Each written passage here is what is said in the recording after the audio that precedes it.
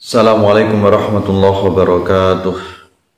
Nahmaduhu wa nasta'inuhu wa nastaghfiruhu wa na'udzu billahi min syururi anfusina wa min sayyiati a'malina may yahdihillahu fala mudilla lahu wa may yudlilhu fala hadiya lahu. Asyhadu an la ilaha illallah wahdahu la syarika lahu wa asyhadu anna Muhammadan abduhu wa rasuluhu. Allahumma shalli ala sayyidina Muhammad wa ala ali sayyidina Muhammad.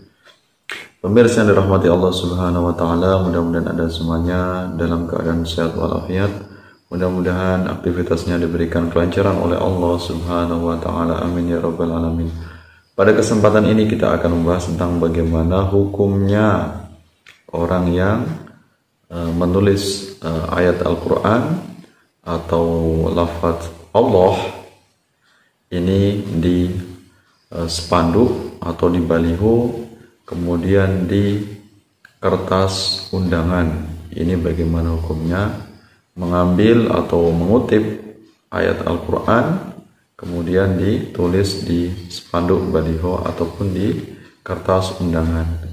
Ya, ini akan kita kaji menurut hukum Islam, boleh atau tidak ketika kita mengambil ayat Al-Quran.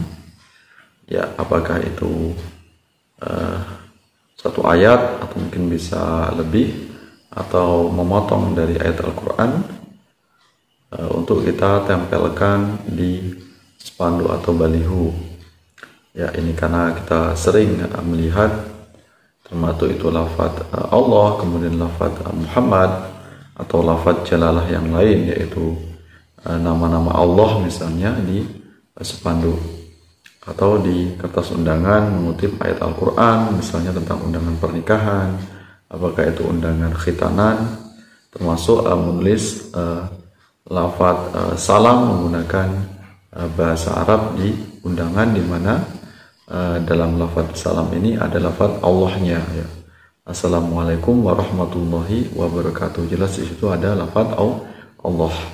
Nah, ini bagaimana hukumnya menurut hukum syariat Islam. Nah, ini kita bisa merujuk dalam kitab yaitu Al-Mawsu'ah Al-Fiqhiyah Al-Kuwaitiyah. Ini ada penjelasannya. Ya.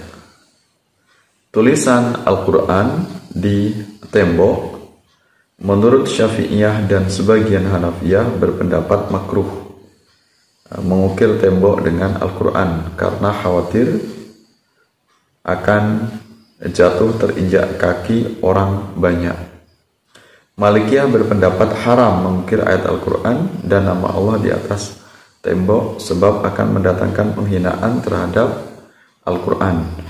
Sedangkan sebagian pengikut Hanafiyah menyatakan boleh-boleh saja. Nah, ini dalam kitab Al-Mawsu'ah Al-Fiqhiyah Al-Kuwaitiyah. Ya. Ini dalam kitabnya yaitu penerbitnya Darus Salasil.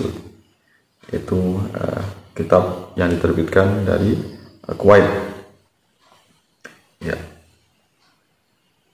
Ini penjelasannya. Ini bisa kita kiaskan menulis ayat Al-Quran di baliho, kemudian di spanduk, termasuk di undangan.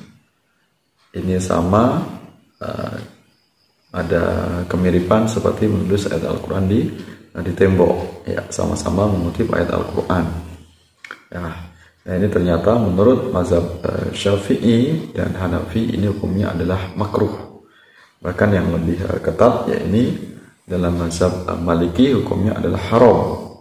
Sedangkan dalam menurut mazhab Hanafi ini boleh-boleh saja. Nah, mazhab yang kita pakai ini ternyata hukumnya makruh. Kenapa dimakruhkan atau sesuatu yang tidak disukai atau sesuatu yang dibenci? Karena memang ini dikhawatirkan ini nanti akan terinjak-injak saat memasang misalnya, ataupun saat setelah selesai acara misalnya. Biasanya kan baliho atau spanduk itu dibongkar begitu saja. Nah, khawatirnya nanti terlangkahi ataupun bahkan terinjak-injak bagi orang yang tidak mengetahui bagaimana cara memuliakan ayat-ayat Al-Quran. Nah, ini yang dikhawatirkan ini, mengapa kemudian menjadi hukumnya adalah makruh, dalam rangka untuk berhati-hati, jangan sampai secara tidak sengaja atau tidak sadar umat Islam itu akan menghinakan ayat Al-Quran. Karena yang tukang bongkar pasang spanduk misalnya, atau baliho, bongkar pasang tenda misalnya, panggungnya ini tidak semuanya orang yang memahami tentang syariat Islam. Maka para ulama kita, termasuk ulama mazhab Syafi'i ini, jelas mewanti-wanti demi kehati-hatian. Makruh berarti lebih baik sebaiknya tidak perlu menulis kutipan ayat Al-Quran, termasuk di sini maknanya adalah lafaz jalalah ya, atau nama-nama Allah di spanduk.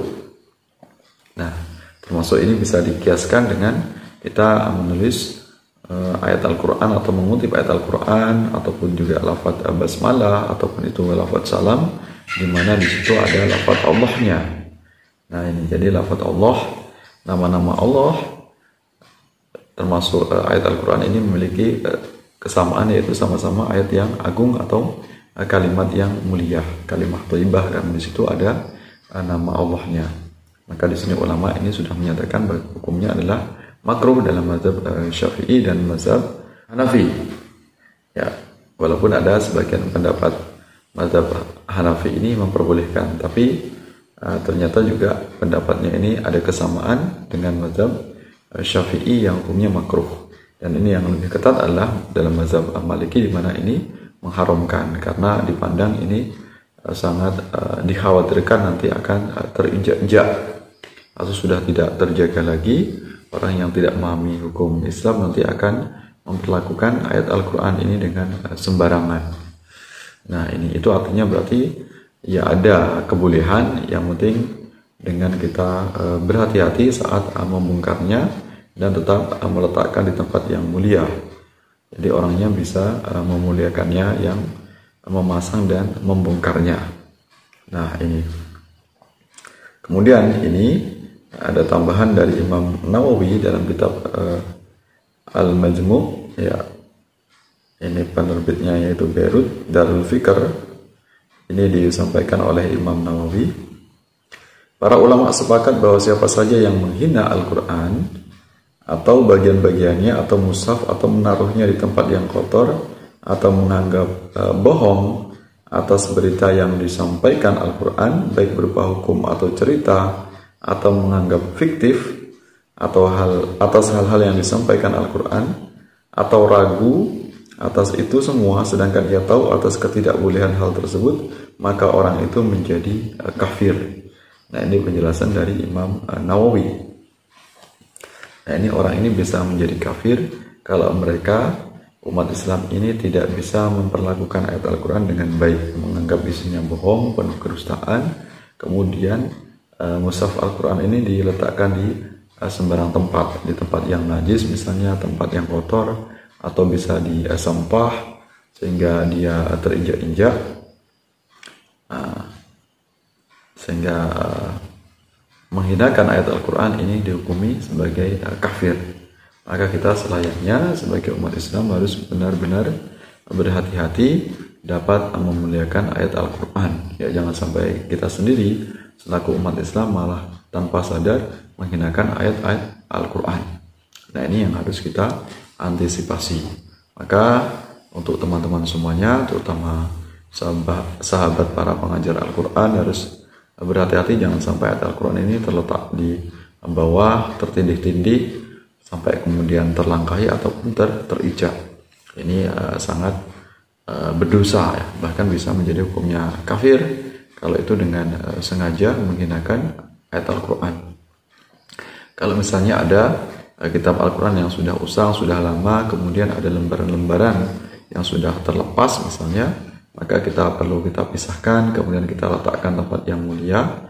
Kalau kita khawatir takut nanti akan tercacar kembali atau jatuh sehingga nanti berada di tempat yang kotor misalnya, maka bisa kita antisipasi dengan cara bagaimana, yaitu kita bakar ya. Kita bakar seluruh ayat Al-Quran yang sudah terlepas tadi ya. Jadi satu paket ayat Al-Quran tadi, satu Al-Quran tadi yang memang sudah dalamnya ini sudah pada lepas-lepas semua, sudah sangat sulit untuk kita memakainya, maka tidak masalah kita bakar. Bakar jangan sampai ada yang tersisa jangan sampai ada yang tercecer ya, benar-benar tidak bisa dibaca lagi. Jadi benar-benar musnah seluruh tulisannya. Dan saat membakar juga kita harus meletakkan di tempat yang suci, tempat yang bersih, tempat yang mulia. Jangan sampai membakarnya ini di tempat yang kotor, tercampur dengan sampah. Ini jelas sangat berdosa. Berarti sama saja kita sudah menghinakan Al-Quran. Nah, inilah bagaimana kita untuk mengantisipasi jangan sampai kita menghinakan Al-Quran dengan meletakkan sembarangan. Ya, itu. Jadi kita antisipasi jangan sampai tercecer, terkena angin misalnya, sehingga berada di tempat yang kotor. Ya, kalau bisa kita menjaganya, maka Al-Quran yang masih layak pakai, walaupun itu sudah lepas, maka bisa kita rawatnya. Kita jaga dengan baik, kita simpan dengan rapi. Kalaupun ternyata tidak bisa, kita kesulitan dalam mengumpulkannya kembali, atau sudah terlepas-lepas, tersebar-sebar semuanya, dengan sangat sulit untuk kita pakai lagi, maka boleh kita dengan tujuan adalah bagaimana tetap memuliakan Al-Quran, yaitu dengan cara kita bakar. Ya, jadi kita bakar semuanya ya. Jangan ada lagi yang tersisa satu Al-Quran tersebut.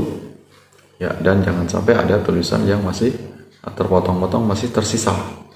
Nah, ini jelas tidak diperbolehkan. Jadi benar-benar tidak ada lagi satu potong ayat pun yang itu bisa terbaca.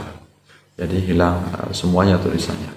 Nah, ini diantara beberapa adab kita dalam memuliakan Al-Quran. Jangan sampai kita selaku umat Islam menghinakan Al-Quran tanpa kita sadari. Apalagi yang jelas-jelas benar-benar dia menghinakan ayat Al-Quran, meletakkan sembarangan, kemudian membuangnya yang terlepas tali di tempat yang kotor misalnya, jelas ini tujuannya menghina Al-Quran, maka di sini dihukumi bisa menyebabkan kafir ya, menurut pendapat dari Imam Nawawi. Mudah-mudahan kita semuanya selaku umat Islam bisa istiqomah dalam membaca Al-Quran dan juga bisa mendapatkan Al-Quran dengan tempat yang mulia. Karena Al-Quran adalah kitab suci umat Islam, kitab yang harus kita muliakan. Siapa lagi kalau bukan kita yang memuliakannya. Mudah-mudahan kita semuanya mendapatkan syafaat dari Al-Quran. Ayat yang kita baca mendatangkan pahala dan nanti akan menjadi penolong kita nanti di alam kubur dan di akhirat kelak. Amin ya rabbal alamin. Mudah-mudahan bermanfaat. Mohon maaf atas segala kekurangan, segala kekhilafan. Terima kasih atas perhatiannya. Sampai bertemu dalam kesempatan yang lain. Wallahu a'lam bishawab. Wallahu muwaffiq ila aqwamit thoriq. Wassalamualaikum warahmatullahi wabarakatuh.